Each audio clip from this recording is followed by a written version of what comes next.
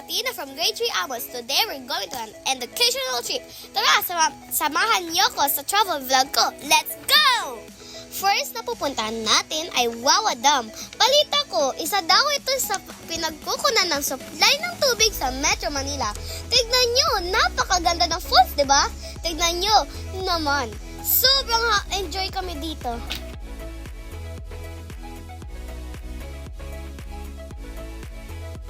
Ang susunod naman natin pupuntahan ay Avalon Zoo.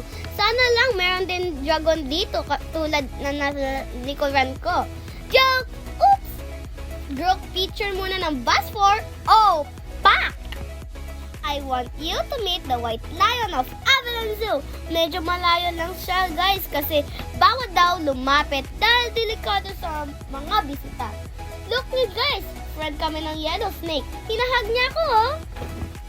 Ang saya talaga dito sa Avalon Zoo. Nandito naman tayo sa crocodile. Yun nga lang, hindi natin naisama sa picture si Mr. Crocodile. Kahit sa ang angle, guys, ayaw sumama ni Mr. Crocodile sa atin. Kaya, dito na lang ako kay Kuya Mike nagpa-picture. Siya nga pala ang aming tour guide for today's video. Peace po! Ito naman ang ostrich, guys. Buti pa siya, hindi shy type. Alam nyo ba, guys, siyang fastest bird? Ngayon, alam nyo na. Next naman ay giraffe. Pinakain ko siya, guys.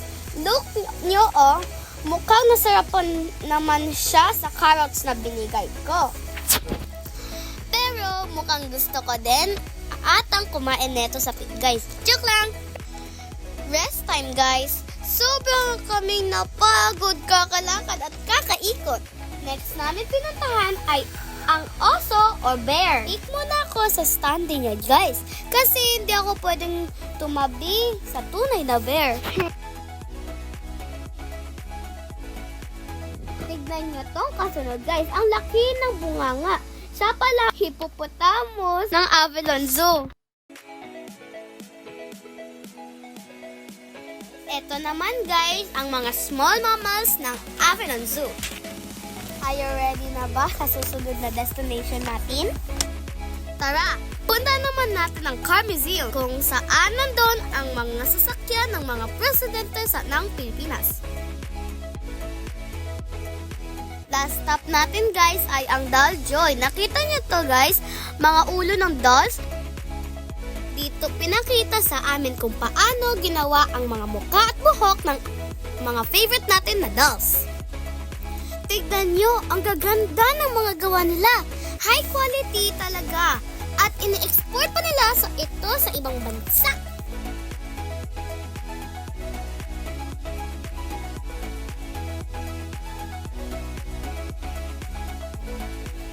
Sumali nga pala ako sa game dito.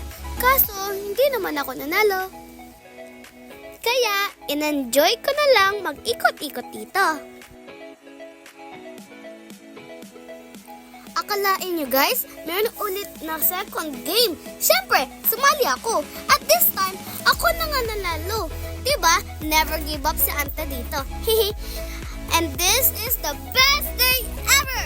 That's all guys. Thank you for watching my vlog. Bye!